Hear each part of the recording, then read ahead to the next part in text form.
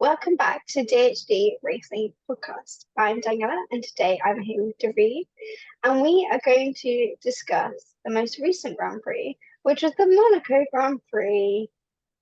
Yay. Woohoo. So, Darine, I have some questions for you to begin with. Right. What are your thoughts on the Monaco Grand Prix? Because it's a very controversial topic. Do you love it? Do you hate it? Do you want it to stay? Do you want it to go? I quite like it. I know a lot of people say that it's a boring race because there's not a lot of chances for overtaking, which I agree with, but I feel like it is a staple of F1, and to get rid of it would be very controversial. A lot of people say that they hate it, but if they got rid of it, they would certainly love it. That's usually what I see with these kind of things. If they got rid of it, it would be a disaster. So me personally, I love it. I think it's all about the vibes. It's the vibes of F1. So I love Monaco. And we can't get rid of Charles's home race. That's not right. What about you? I think that I didn't used to love Monaco. I used to find it a little bit boring. Unless there Yeah. was an engine failure, someone made a mistake, it was quite boring. And you relied heavily on qualifying. And Mm. as someone who works on a Saturday, I always miss qualifying. So it's really frustrating. However, I would say this year, my opinions have changed Mm. because things can happen in the race that makes it interesting. And it's also a lot about the atmosphere. Like Monaco has been in F1 for the longest time. Yeah. And the atmosphere around it is insane. And I'd one day absolutely, I think we both would absolutely love to go. And obviously, one of the biggest moments for me as a Danny Rick fan is Exactly. Monaco 2018. Like, that is such a pinnacle moment for me and my love for motorsport. Um, it will always be a favorite moment. It's something that I will never ever forget. So I Mm. feel like as a Danny Rick fan, you kind of have to love Monaco. So yeah, my opinion on it has changed, which is good. But before I kind of was a bit unsure, but now I'm actually enjoying it a lot more. Yeah. Yeah, I just think it's very iconic. it is. It is very iconic. And one day, hopefully next year or the year after, we'll be there. It's also attainable for us. Like you said, we could go there if we really wanted to. We It's really wanted very to. it's very realistically attainable for us. So. It's realistically attainable in the fact that it's not too far away from the UK. Well, yeah. It's not realistically attainable in terms of how much money it costs to get to the Monaco Grand Prix. We don't talk about that part.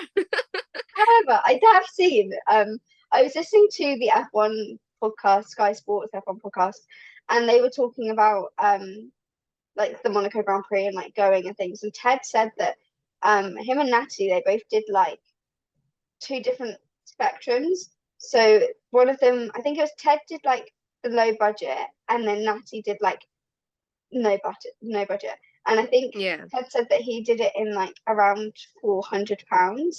that's And not even that Natalie, bad. yeah, and Natalie did it in, I think he said like £400,000. So we're gonna be on the £400 weekend at Monaco rather than the 400,000. I would like to listen in, like I want to find out like where they kind of put the like if they actually made this into a thing, like made an episode about it or something, just because I want to know a little bit more about it. Yeah, I want the Um, details. yeah, I want the details. I need all those tips and tricks to make it a cheap weekend, but Yeah, it's an enjoyable weekend in Monaco. exactly. Yes. So, the Monaco Grand Prix. It happened. It was a thing. Yeah, Um, Max won, but yeah, we did actually have unsurprisingly. a pretty good podium though, I because think we had I think we did. Max, Fernando, and Estie Estie Bestie. Bestie. Yeah, I think we love Estie that's Bestie. revolutionary.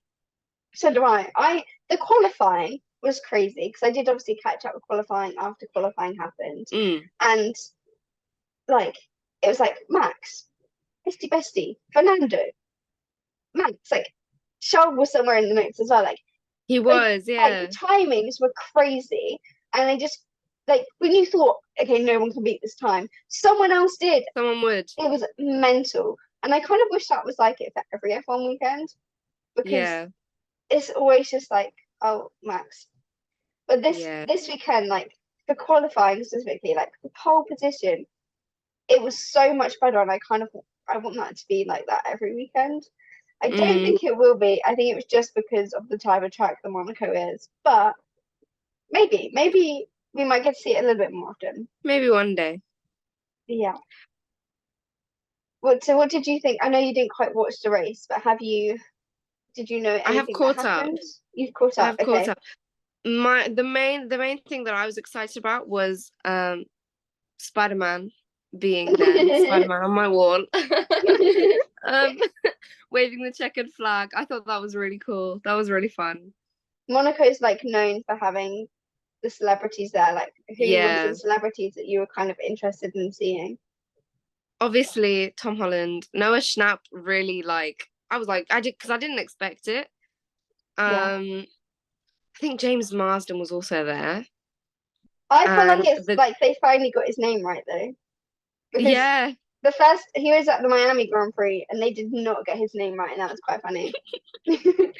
poor guy. He's been out of the spotlight for too long. Come back and do some more rom-coms. But Yes. anyways, that's not the topic of today. Who else was there? I know that the same company that invited Tom Holland invited the guard from Squid Game, which I thought was a very interesting mix. Nice. Yeah. Very interesting mix. Very They interesting. invited a lot of people. I do Yeah. not remember his name off the top of my head. I follow him on Instagram. That's so I should, but I don't remember it off the top of my head. I But haven't they seen invited Squid quite Game, a so I don't few. know. They invited quite a few people. I thought that was cool. It was better, in my opinion. It was better vibes than Miami, which is like Yeah. I think Miami was trying to emulate Monaco. I feel like Miami thought, right, let's do Monaco but bigger. And Yeah, then it kind of just became too much. Where Monaco, I feel like, is kind of a nice amount of Monaco is the right celebrities. amount. Yeah, Yeah. yeah. And they invite celebrities that actually care about F1. Yeah. Anyways. Yeah. So as you are a Carlos fan, I wanted Mhm. to ask you, I presume that you kind of heard how his race went, maybe Yeah. heard some of his radio messages. He Yeah. wasn't quite himself. He seemed very aggressive, very angry, Mm. impatient. What are your thoughts on this? Honestly, I get it. Like, if I was in his position, I would have already started yelling at everyone much, much sooner. I can't imagine how frustrating it is. So I get it. But also, there's not, well, I say that there's not much that they can do, but it kind of is their job. But like, in that moment, there isn't much that's in their hands to change the situation. And so like it's a little bit unfair to be yelling, but I do get it. I completely get it. And this whole season has been very frustrating. So I think I think it's just built up. Yeah. Yeah. But I like when I caught up, I was really disappointed. It's just I've lost all hope that this is going to be a good season for Ferrari. So Darine got this new Ferrari. Is it a jacket, top? What is it? It is a zip up. A zip up. I think it's a jacket. So she got that From for her birthday, which was earlier on this month, yes. from our lovely friend Harpreet. And Yes. I feel like you've now just kind of joined the club of owning F1 merch. You Yeah. had your Carlos Um Cup before, but now I feel like yeah. you've really entered a new I've been level here. properly initiated. Yes, you have. So in terms of the Carlos situation, I was a bit like, oh, this isn't Carlos. What's happened here? Yeah. And I just wonder if maybe, obviously, this is only speculation. What was said last week is only rumors. There were rumors all about um Ferrari making a deal with Hamilton, apparently a 40+ million pound deal. But I don't know how truthful that is, because when silly season comes around, the media say things that aren't always true. Yeah. But if part of it is even slightly true, I wonder if Carlos thought there's pressure here. But also, Carlos has had really good races in the past few Monaco races. Like, he was second in the last 2 Monaco races. I think he kind of, right, I know this track, I can do this. And then maybe got a little bit too cocky, and then it kind of flipped the other way where he was getting frustrated. He was crashing into Ocon. Like the pressure of him doing well previously was getting to him. That's the thing. I think he was also frustrated at himself. Like, I know that I can do better than this, especially here. I think that's what it was. Yeah, definitely.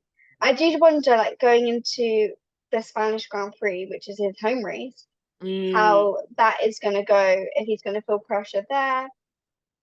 We'll see. Obviously, it's Fernando's home race too, and Fernando at the moment is doing exceptionally well. So I wonder kind of how that's going to look this weekend. But we've only got a few more days until it's the start of the weekend. So I guess we'll see. But yeah, I just found it very interesting, and just not Carlos.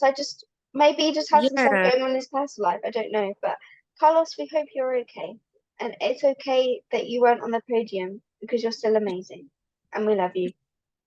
It's okay. But Fernando and Ocon, I think we need to talk about. Oh yeah. Ocon was like living his best life. Obviously, he said, what was he said? Estie Bestie on the podium, baby. Which I feel like is such a shout out to all the female F1 fans and female F1 content creators. That is a mouthful to say.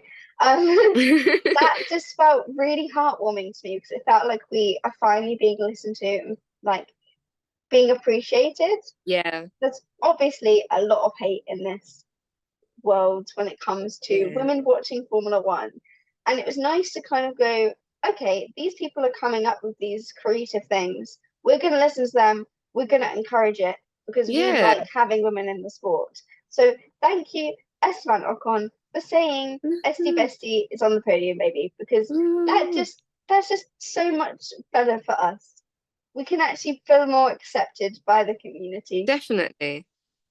I feel like all of the marketing, like, or like promotion, like on TikTok, a lot of that, like, just not like just from him, like from everyone, like in F1, that feels for us, I think.